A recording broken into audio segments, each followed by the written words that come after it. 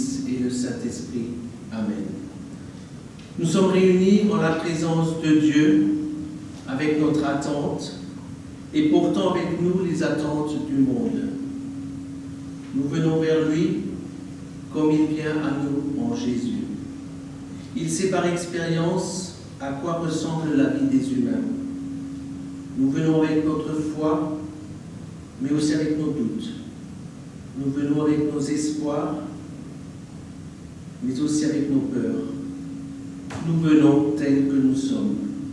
Parce que c'est lui qui nous invite à venir le rejoindre et il a promis de ne jamais se détourner de nous. Nous sommes le 20e dimanche après la Trinité, les commandements de Dieu, et on écoute le verset du jour, Michée 6, verset 8.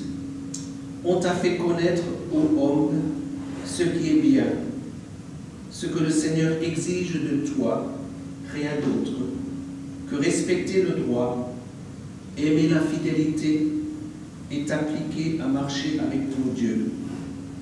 Es ist dir gesagt, Mensch, was gut ist und was der Herr von dir fordert, nämlich Gottes Wort halten und Liebe üben und demütig sein vor deinem Gott.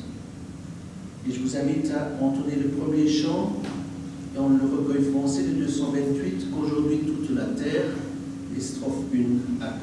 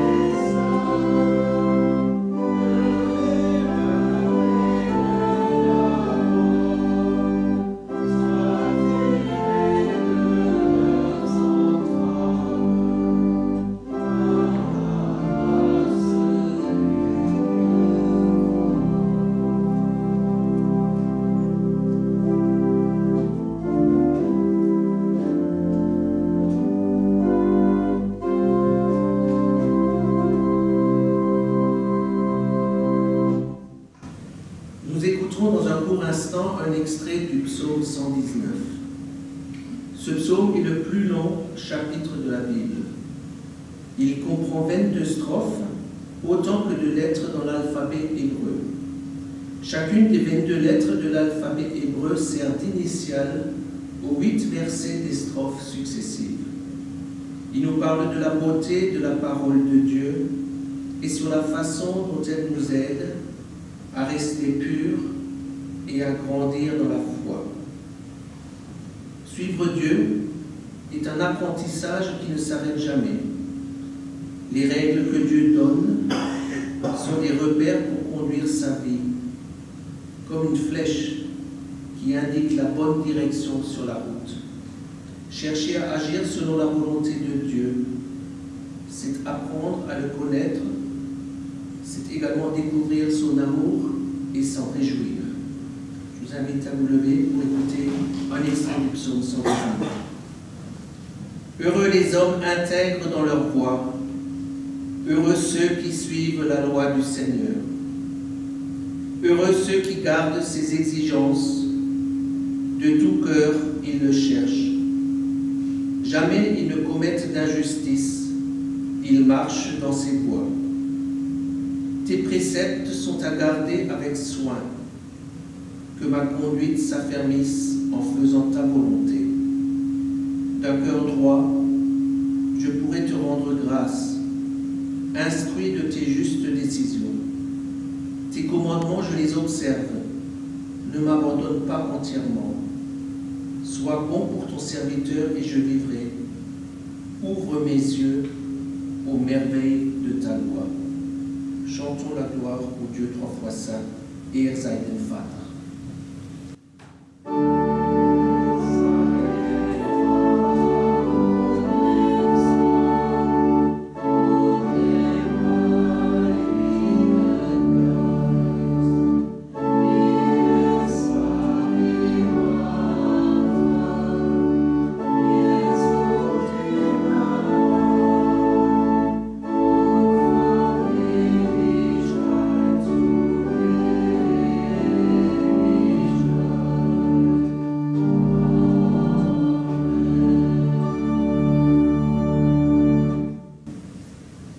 Rassemblés devant Dieu pour écouter sa parole, lui adresser nos prières et nos chants.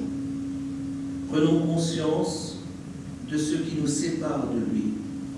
N'arrivant pas à le trouver par nos propres moyens, nous nous en remettons à lui dans le secret de notre cœur. Oui, Seigneur, nous t'en prions, prends pitié de nous. Herr, erbarme dich.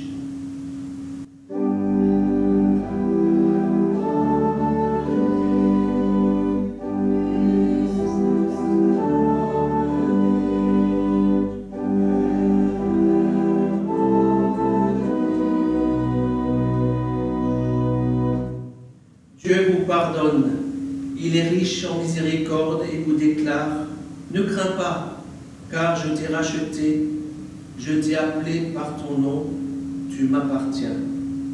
Celui qui met sa confiance en Dieu et trouve sa joie en Jésus-Christ est sauvé. Par la grandeur de sa bonté, chantons-lui notre reconnaissance, exaltons le Seigneur. Ehre sei Gott.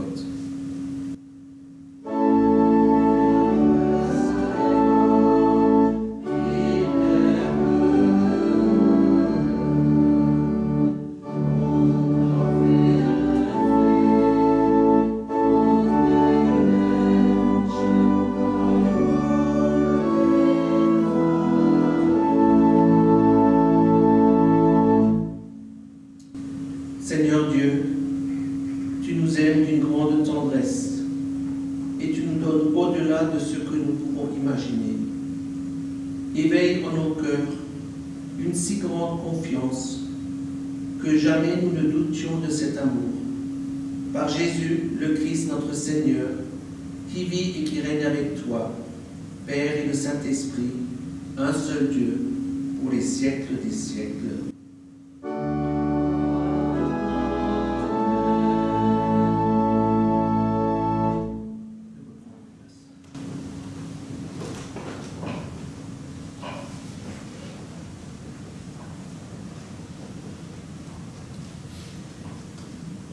L'extrait de la lecture de l'Épître en 2 Corinthiens 3 nous rappelle qu'on ne devient pas croyant en suivant les instructions d'un manuel ou en utilisant certaines techniques.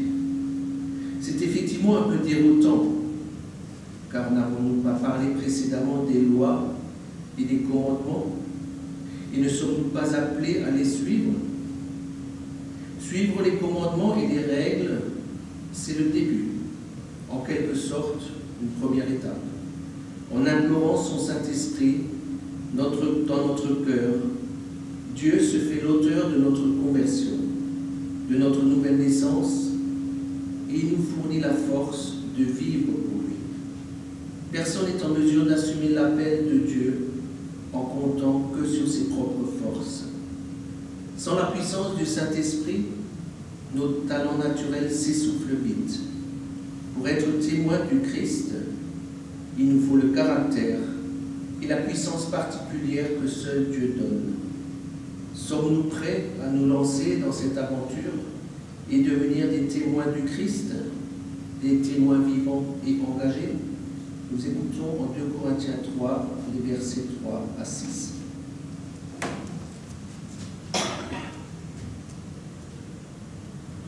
De toute évidence, vous êtes une lettre du Christ, confiée à notre ministère, écrite non avec de l'encre, mais avec l'Esprit du Dieu vivant, non sur des tables de pierre, mais sur des tables de chair, sur vos cœurs.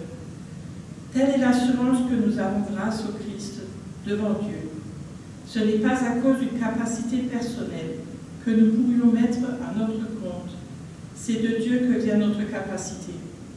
C'est lui qui nous a rendus capables d'être ministres d'une alliance nouvelle, non de la lettre, mais de l'esprit. Car la lettre tue, mais l'esprit donne la vie. Je vous invite à vous lever pour acclamer l'Évangile. Alléluia.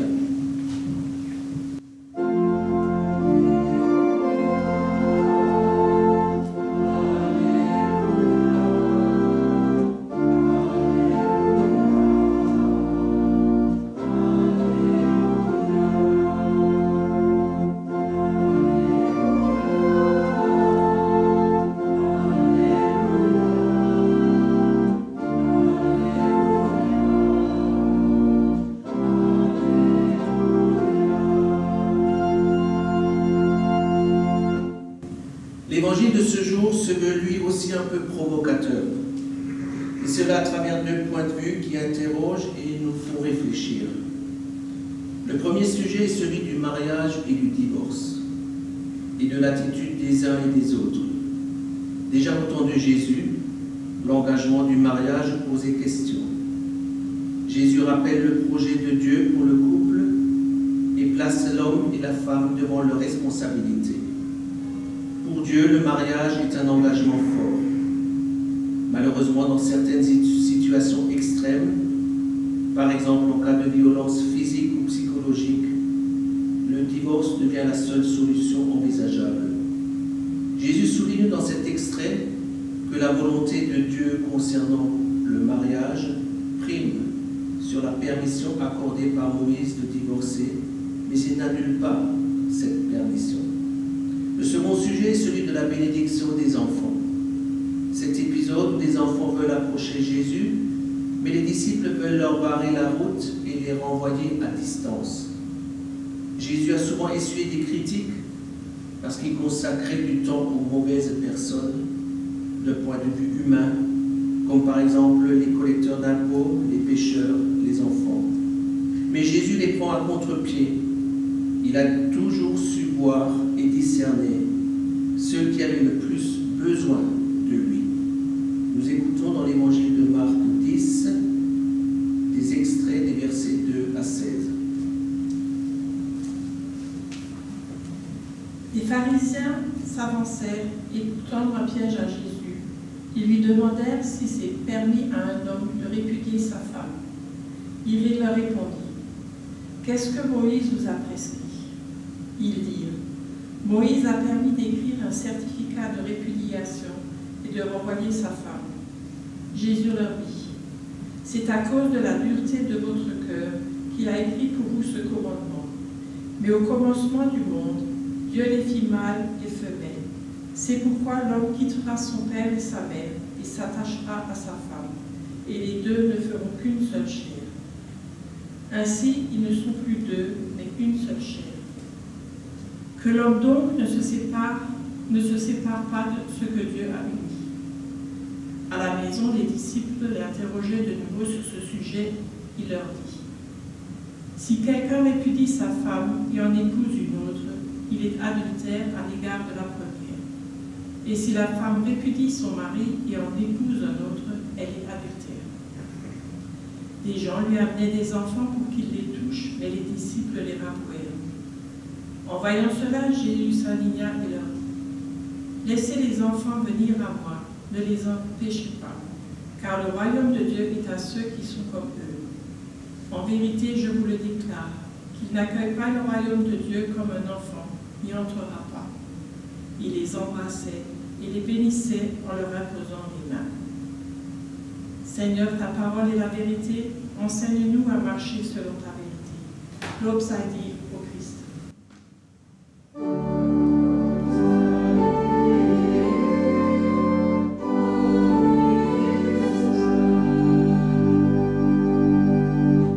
J'invite à reprendre place et nous entendons le deuxième chant dans le recueil allemand, le 295, Wohlwählen die da wandeln, les strophes 1 à 3.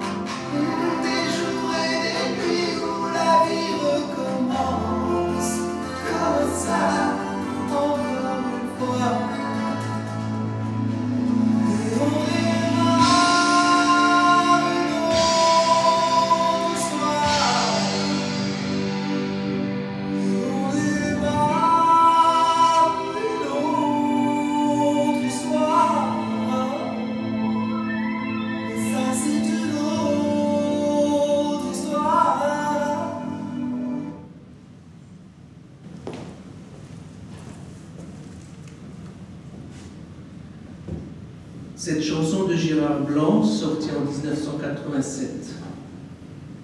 Le refrain nous parle d'une nouvelle histoire et d'un nouveau départ.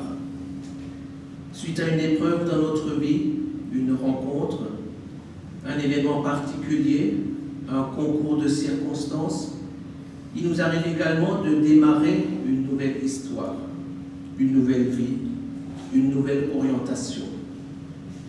Cette notion de quelque chose de nouveau, à un moment donné, est souvent reprise dans la Bible, suite à la rencontre entre Dieu et son peuple, entre Dieu et les prophètes, entre Dieu et certains autres personnages bibliques.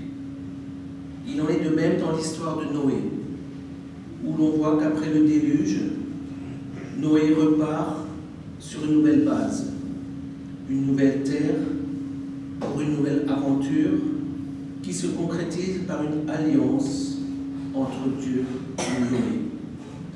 Nous lisons dans l'Ancien Testament, Genèse 8, 18 à 9, 17.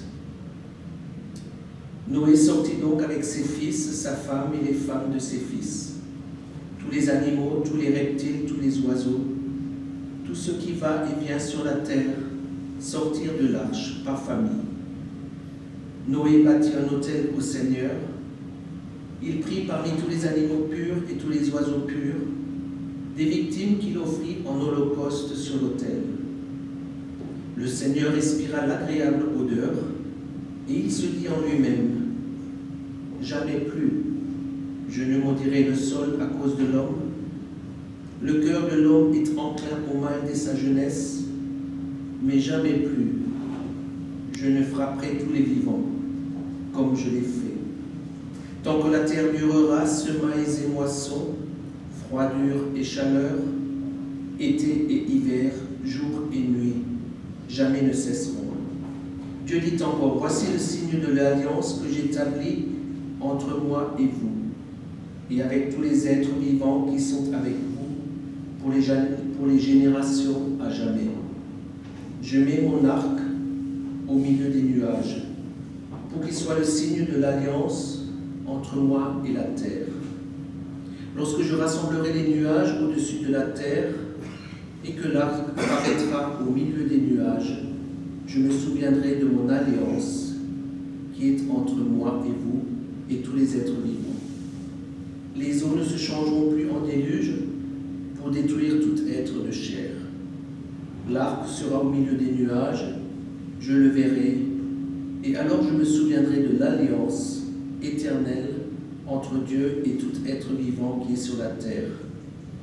Dieu dit à Noé, voilà le signe de l'alliance que j'ai établi entre moi et tout être de chair qui est sur la terre. Nous prions. Seigneur, ta parole est une lampe à nos pieds, qu'elle éclaire notre chemin, que ta parole ouvre notre cœur et qu'elle entre dans nos vies et transforme notre quotidien. Amen. Je vous propose d'aborder notre méditation en développant les 3 points suivants. Tout d'abord, quelques mots et les circonstances qui ont poussé au déluge. Nous regarderons ensuite un peu plus près les alliances entre Dieu et les hommes dans l'Ancien Testament. Puis nous finirons par la Nouvelle Alliance. Nouvelle Alliance qui m'est également proposée personnellement. Pourquoi le déluge? L'histoire de Noé est marquée par 2 grandes et tragiques inondations, puisque le monde dans lequel il vit est submergé par le mal. Noé est le seul avec sa famille qui se souvient de Dieu, de sa création, de sa perfection et de son amour. Face à cette terrible situation, Dieu laisse une dernière chance aux hommes. Il charge Noé de donner une illustration vivante du message de sa vie en construisant un immense bateau sur la terre ferme. Pour Noé, obéir à cet ordre revient à s'engager dans un projet à long terme. L'extrait de Genèse que nous avons lu juste avant se situe à ce moment-là où Noé, sa famille et les différents animaux remettent leurs pieds sur la terre ferme, après le déluge et après que les eaux se soient retirées. Quelle admirable patience après tous les mois passés dans l'arche, on peut effectivement se demander, plaçons-nous aussi notre confiance en Dieu et avons-nous cette patience nécessaire dans les difficiles périodes d'attente? Fidèle à Dieu et persévérant dans sa foi, la première chose que Noé fit, une fois le pied à terre, c'est de bâtir un autel à Dieu et de lui offrir en holocauste des animaux purs. C'est également là que nous voyons où Noé fixe les priorités. Après une période d'épreuve, comment réagissons-nous? Dieu lui confirme sa promesse en mentionnant les 3 termes de son alliance. Plus aucun déluge ne détruira la terre. Aussi longtemps que la terre durera, les saisons se succéderont. Et après la pluie, la présence d'un arc-en-ciel, soulignera la volonté divine de tenir cette parole. Alors j'entends certains qui critiqueront cette alliance en relevant que certes il n'y a plus de déluge, mais de plus en plus souvent des inondations soudaines et brutales. Les actualités nous les font voir jour après jour. Et que certes les saisons se succèdent encore, mais elles sont complètement bouleversées. Alors faut-il voir dans ces dérèglements un reniement de cette alliance de Dieu? Ou n'est-ce pas quelque part aussi le résultat d'une inaction de nous humains, d'un aveuglement de la réalité, et trop souvent d'un manque de lucidité et de discernement que nos ancêtres ont pourtant essayé de nous transmettre? Je laisse cette question ouverte. Elle peut faire l'objet d'un sujet spécifique et qui est souvent repris pendant le mois de la création autour du thème du respect de la nature et de ses richesses. Revenons à notre texte et regardons d'un peu plus près les alliances dans l'Ancien Testament. D'une manière générale, parmi les hommes, une alliance est un accord entre 2 parties dans lequel chacune s'engage à certaines conditions. Dans ces cas, il y a toujours plus ou moins un état de réciprocité entre les 2 parties qui prêtent part à cet accord. Mais dans les alliances de Dieu avec les hommes, il en est un peu autrement, puisque la souveraineté de Dieu est gardée. Dans la Bible, on trouve plusieurs épisodes où Dieu fait alliance avec certains personnages bibliques, voire avec le peuple d'Israël. Il y a cette alliance que Dieu fait avec Noé, puis il y aura celle de Dieu avec Abraham, puis un peu plus loin celle de Dieu avec Moïse. À Noé, Dieu promet de ne plus provoquer de désastres climatiques, nous en avons déjà parlé. Ceux qui avaient poussé Dieu à faire éclater ce déluge étaient provoqués d'une part par le péché d'Adam qui a goûté à l'arbre défendu par Dieu dans le jardin d'Éden, d'autre part par le meurtre d'Abel par son frère Caïn. Avec Abraham, Dieu fait alliance et lui promet une descendance aussi nombreuse que les grains de sable, aussi nombreuse que les étoiles du ciel, et cela toujours avec un Abraham qui gardait confiance en Dieu pendant les mises à l'épreuve. Rappelez-vous de l'âge avancé lorsque son épouse Sarah enfanta Isaac. Puis ensuite cette terrible histoire où Dieu demande à Abraham de livrer son unique fils, Isaac, en holocauste. Et ce n'est qu'au dernier moment que Dieu intervient et épargne Isaac. Puis un peu plus loin, on a cette alliance que Dieu fait avec Moïse. Cette alliance est annoncée dans l'épisode du buisson ardent, où il sera demandé à Moïse de faire sortir d'Égypte le peuple d'Israël. Dans chacune de ces alliances, on voit que Dieu propose un chemin, une issue, une nouvelle vie et de bien meilleures perspectives pour la suite. Et cela n'est pas toujours compréhensible de suite. Noé, Abraham et Moïse font confiance à Dieu, même si au fond d'eux-mêmes, ils ont peut-être du mal à y croire. À nous aussi poser cette question aujourd'hui. Fais-tu confiance à Dieu et es-tu prêt à suivre le projet de vie que Dieu a prévu pour toi? Parlons de la nouvelle alliance. Tout d'abord, je ne l'ai pas indiqué avant, mais certains traduisent les 2 livres de la Bible, Ancien et Nouveau Testament, par Ancienne et Nouvelle Alliance. Dans l'Ancien Testament, il y avait cette promesse de Dieu faite au peuple d'Israël de l'amener après 40 ans de traverser du désert au pays promis où coule le lait et le miel.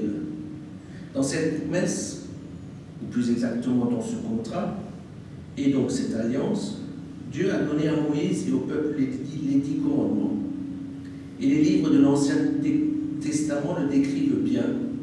Pour chaque déviation que l'un ou l'autre faisait, il y avait des holocaustes d'animaux à offrir à Dieu, pour effacer en quelque sorte ses fautes, se racheter, pour effacer ses dérives et ses péchés. En envoyant Jésus sur terre et en l'offrant comme victime, portant l'ensemble de nos péchés, Dieu crée cette nouvelle alliance et cette promesse de grâce et de vie éternelle qui est résumée en Jean 3, 16. « Oui, Dieu a tellement aimé le monde qu'il a donné son Fils unique. Ainsi, tous ceux qui croient en lui ne se perdront pas loin de Dieu, mais ils vivront avec lui pour toujours. En effet, Dieu n'a pas envoyé son Fils dans le monde pour condamner le monde, mais il l'a envoyé pour qu'il sauve le monde. » Et c'est bien cette nouvelle alliance qui est rappelée lors de chaque Sainte Seine. Dans la bouche de Jésus, c'est au moment du dernier repas qu'il interprète ce moment comme un passage décisif. Les paroles de Jésus fondent la nouvelle alliance. En Marc 14, il leur dit alors, « C'est mon sang, le sang de l'alliance qui est répandu pour une multitude. » Certaines traductions emploient l'alliance nouvelle. Paul également en parle en 1 Corinthiens 11. Il fit de même avec la coupe après le dîner en disant, « Cette coupe est l'alliance nouvelle en mon sang. Faites ceci en mémoire de moi toutes les fois que vous en boirez. » Nous retrouvons l'importance du sang qui est symbole de vie et gage de l'alliance. Ce don de Jésus-Christ jusqu'à la mort annulera définitivement tout sacrifice animal. Cette nouvelle alliance nous incite et nous invite à une nouvelle façon d'être en relation avec Dieu. Je ne pourrais terminer sans évoquer l'alliance qui est échangée lors d'un mariage. Lorsque deux êtres s'unissent pour un nouveau projet de vie ensemble, c'est effectivement une promesse que l'on se fait l'un à l'autre, un nouveau départ, une nouvelle histoire, une nouvelle aventure. Lors de l'échange des anneaux, symbole de cette alliance, ne se fait-on pas la promesse, voire certains jusqu'au serment en disant « Je te fais le serment de t'aimer pour le meilleur et pour le pire, dans la richesse comme dans la pauvreté, dans la santé comme dans la maladie. Je promets de t'accompagner et de te soutenir, de partager tes joies et de t'aider à porter ses peines. » Et quelque part, n'est-ce pas ce que nous sommes appelés à vivre avec Jésus, notre frère? Non d'une manière unidirectionnelle, mais dans les deux sens. Il est bien facile pour nous de chercher réconfort et courage auprès de Jésus.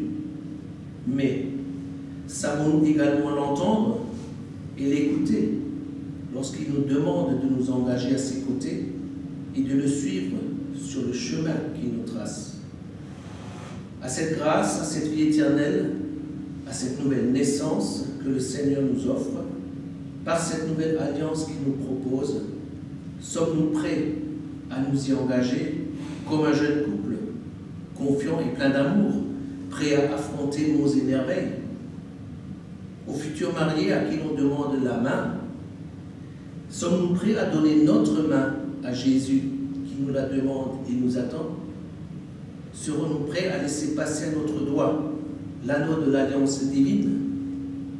Sommes-nous prêts pour cette nouvelle histoire, cette nouvelle aventure, cette nouvelle vie? Amen.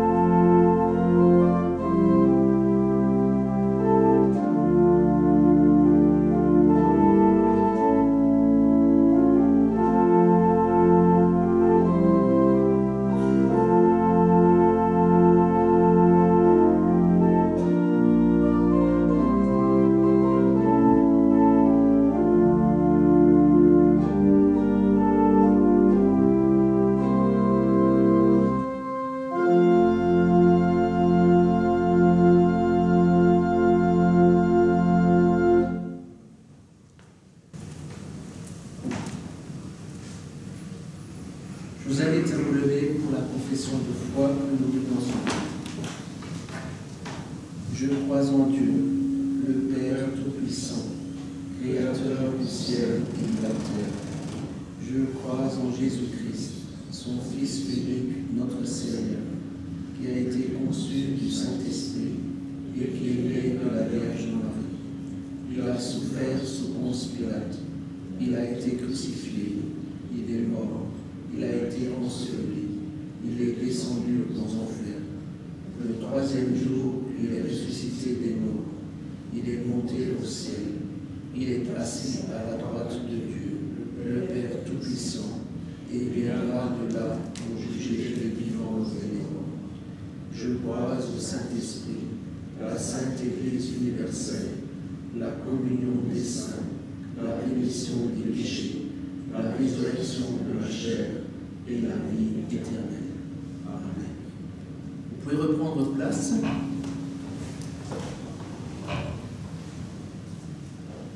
En réponse à cette nouvelle alliance que Jésus nous propose, il nous dit également « Tu peux naître de nouveau ». Nous entendons le chant, le 417, les strophes 1 à 3.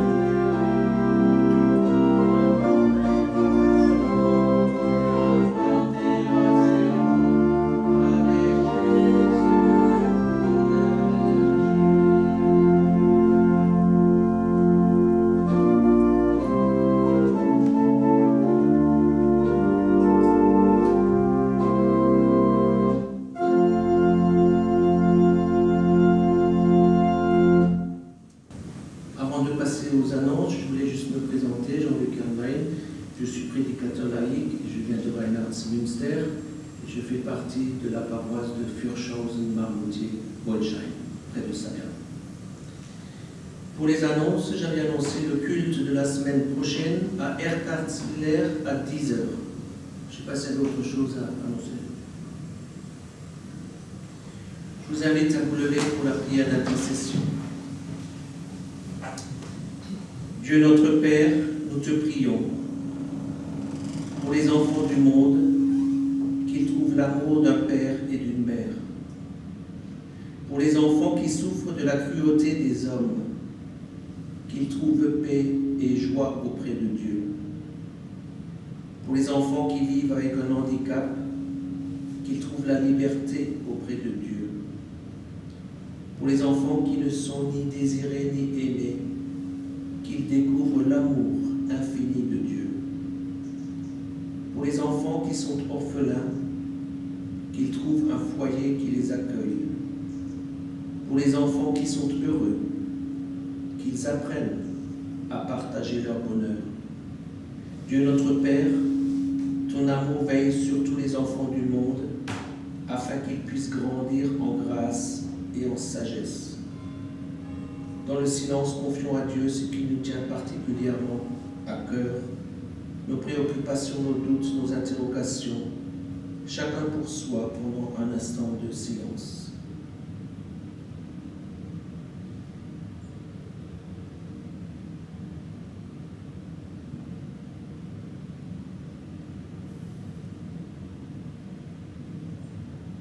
Dieu écoute notre prière et il l'entend, et c'est à sa manière qu'il y répondra. Et nous-mêmes, Seigneur, garde-nous dans l'esprit d'enfance et d'humilité, afin que nous puissions un jour entrer dans ton royaume. Nous te le demandons au nom de Jésus, qui est né pour nous, petit enfant à Bethléem, et qui règne avec toi pour les siècles des siècles. Amen. Et ensemble nous prions.